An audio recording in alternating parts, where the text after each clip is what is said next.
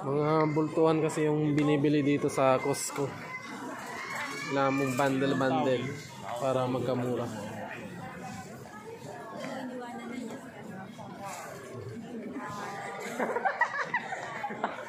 Ayun, dyan. Ayun yung tatlo, 399 pala yung tatlo. Sabi niya. Ayun na, lakay. Tingnan mo, iniwanan na niya si Ann. Tapos si Ann. Ay! Bert, nasaan yung sinasabi mong ano? Towel. Ayan, towel yan. Mga ano lang to, maliliit. Ba't maliit? Wash towel yan. Ito, hindi naman. Ito, kasulid, malaki. Kasulid to. Pero yung single, ano lang yan, 200 lang yan. 239. Ay, ito? 239 isa yan, no? Isang piraso. Oo, yan, dito. Baka na.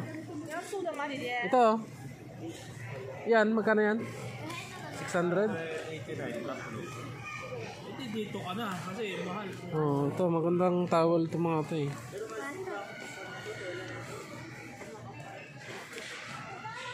Makapal, saka maganda. Parehas lang. Yan? Iba. 600, tatlo.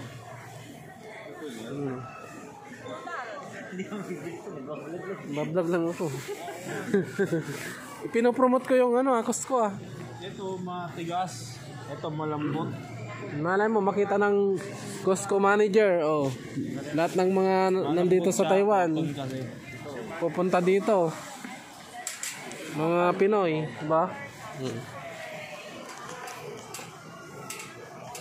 Sina? Yan ang maganda. Maganda rin ang price. Nabuhay Yan, totoo, kasulid. Calvin. Ang ganda. Ang ganda siya, oh. Lambot. Jacket. 1599 only. Gusto nyo mga jacket na makakapal. Sa mga nandito sa Taiwan, OFW, DKNY. Yan, ganda rin eh. Kapal siya. Doble na yung ano niya. Meron na sa loob. Yan. Oh, di ba?